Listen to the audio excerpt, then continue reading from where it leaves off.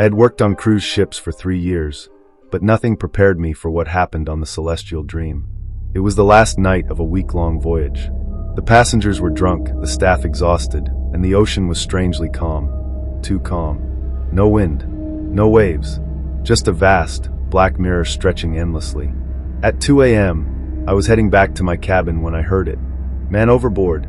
The words rang out over the ship's intercom, crackling with static. My stomach dropped. A man overboard call was serious. I rushed to the nearest crew station, but something was wrong. The radios were silent. The bridge, usually bustling during emergencies, was eerily quiet. Then I realized, no alarms were sounding, no crew rushing to assist. Just silence. The announcement had come from nowhere. I hurried to the stern deck, where emergency spotlights shone down on the endless black water. A few crew members stood frozen, staring over the railing. I followed their gaze, and saw him, a man floating in the water, face up, motionless. His clothes billowed unnaturally, as if the ocean wasn't touching him. His eyes were wide open, staring directly at us. Then he smiled, and he spoke. "Permission to come aboard?" The words didn't come from his mouth. They echoed from the intercom speakers, crackling and distorted. The ship lurched. The lights flickered. The air turned thick and wet, like a storm was brewing. I stumbled back, heart pounding. A crew member next to me, new to the ship, whispered, "We have to help him." Before we could stop him, he reached for the life preserver. "Don't!" A voice bellowed from behind us. It was the captain. His face was pale, his eyes wide with something I had never seen before. Terror. The new guy hesitated, the ring buoy in his hands. "But sir, he's not real." I looked back at the water. The man was gone. The ocean was still. Empty. The spotlights reflected off nothing but endless black waves. No one spoke. The captain exhaled sharply and turned to us. "Go to your cabins. Now." We obeyed without question. The next morning, there was no record of the incident. The cameras had malfunctioned. No one on the bridge had made the announcement. But before disembarking, I overheard 2 senior officers whispering. "It happened again. That's the 3rd time this year." I never worked another cruise after that. But sometimes, when I see the ocean at night, I swear I hear a voice crackling through invisible speakers. "Permission to come aboard?" I left the Celestial Dream after that voyage, but the ocean never let me go. The nightmares started almost immediately. I'd wake up adrift in the black water, the ship a distant shape on the horizon.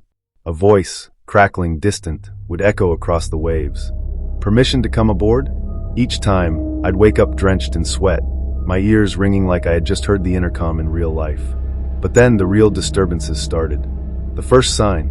A month later, while unpacking in my new apartment, I found something that shouldn't have been there. A life preserver. Not just any life preserver, the one from the Celestial Dream. The ship's name was still stenciled on the back. I hadn't stolen it. I hadn't taken anything from the ship. So how did it end up in my closet? The second sign. A week later, my phone rang at 2 a.m. An unknown number. I answered groggily. "Hello." At first, there was just static. Then a voice, deep, distant, like it was underwater. "Man overboard." The call cut off. I checked the number. It was all zeros. That same night, my bathroom floor was wet. Salt water. The final warning. The last straw came 2 nights ago. I was walking home when I heard it. A splash. Not from a lake, not from a puddle. It came from behind me, in the middle of the empty street. I turned around, heart pounding. There, standing barefoot in the streetlight's glow, was him. The man from the ocean. His clothes were still soaked, his eyes wide and unblinking.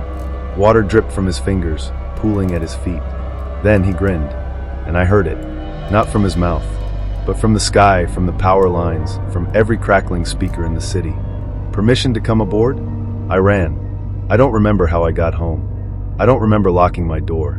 But when I woke up this morning, my carpet was soaked, and on my kitchen counter sat a cruise ticket for the Celestial Dream, a one-way trip, departure tonight, and on the back, scrawled in dripping black ink, "Permission granted."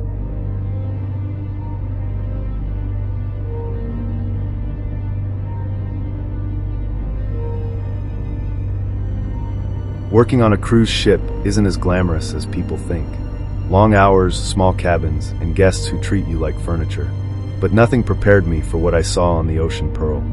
I was assigned to housekeeping on deck 10. My job was simple: clean the rooms, replace towels, and avoid drunk passengers. One night, around 2 a.m., I was finishing my shift when I noticed something strange. Cabin 1077's door was open. That was odd. The guests were supposed to check out that morning. I stepped inside.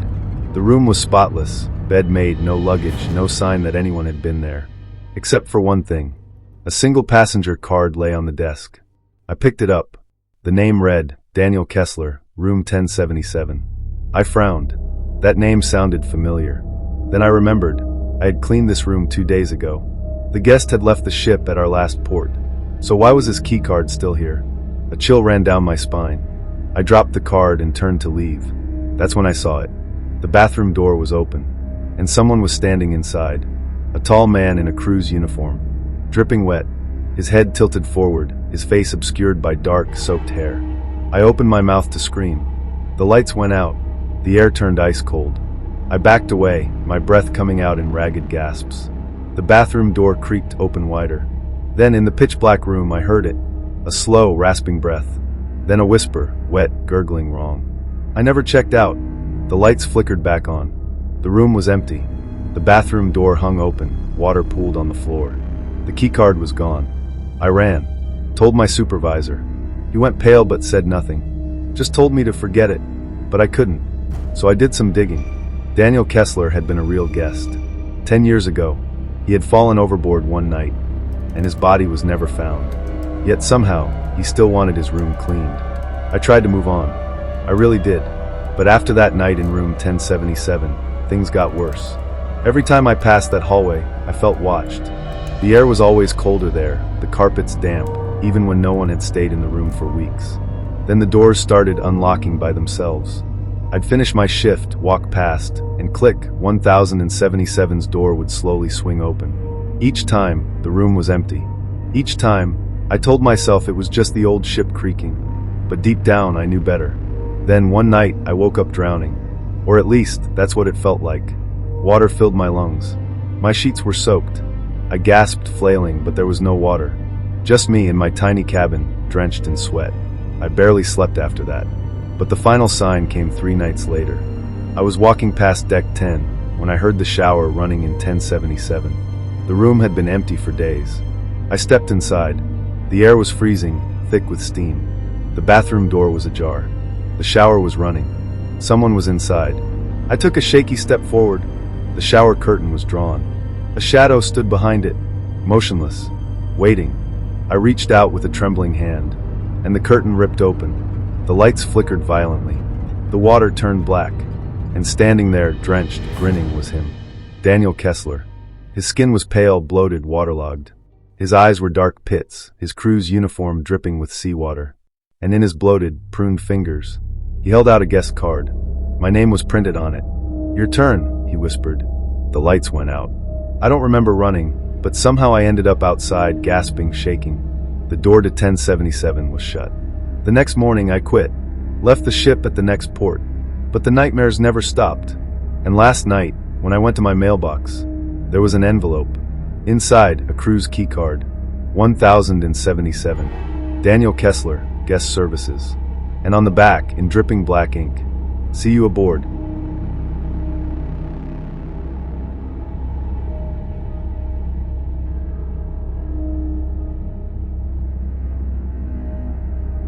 I had always wanted to work on a cruise ship. Good pay, free travel, and endless ocean views. When I got hired as a steward aboard the Emerald Voyager, I thought I had lucked out. Then I learned about Deck 7. It started my first week. I was assigned to clean guest cabins on Deck 6. One evening, as I finished my shift, I heard it. A knock. Faint. Slow. Coming from the stairwell leading to Deck 7. I hesitated. The crew had been clear. Deck 7 was off limits. No guests, no crew, no exceptions. When I asked why, they just shook their heads. "It's not safe," was all they said. But that night, standing alone in the dimly lit corridor, I heard it again. Knock. Knock. Knock. Curiosity got the best of me. I pushed open the stairwell door. The air changed immediately, thicker, colder. The fluorescent lights above flickered weakly. I descended slowly, my footsteps echoing. The door to Deck 7 stood ahead, slightly ajar. A single wet footprint led inside. I should have turned back. Instead, I pushed the door open. The hallway was dark, the walls damp. A faint, salty smell filled the air. Not the fresh ocean breeze, but something rotting. And then I saw her. A woman stood at the end of the hallway, barefoot, drenched. Her crew's uniform clung to her frail body, dark hair dripping water onto the carpet. Her head tilted unnaturally as she stared at me. I opened my mouth to speak, but the words caught in my throat. Her lips didn't move, but I heard her whisper inside my head. "Help me. I can't find my room." I turned and ran. I didn't stop until I reached my cabin, slamming the door behind me. My chest heaved, my mind racing. Had I imagined it? A trick of the dim light? Then I noticed something. A single wet footprint inside my room. I left the ship at the next port. Never looked back. But sometimes late at night, I dream of that hallway. And the knocking starts again. I tried to move on. After leaving the Emerald Voyager, I swore I'd never step foot on a ship again. But the nightmares followed me. Every night, I was back on Deck 7. The dim lights. The damp air. The woman at the end of the hallway. "Help me. I can't find my room." Each time I ran. But the dream lasted longer. The whispers grew clearer. The wet footprints got closer. Then, one night, I woke up to something worse. The smell. Salt. Rot. Damp, stagnant water. My bedroom carpet was wet. A single footprint led from my door to the side of my bed. I barely slept after that, but the final sign came a week later. A package arrived with no return address. Inside was something that stopped my heart. A crew's keycard.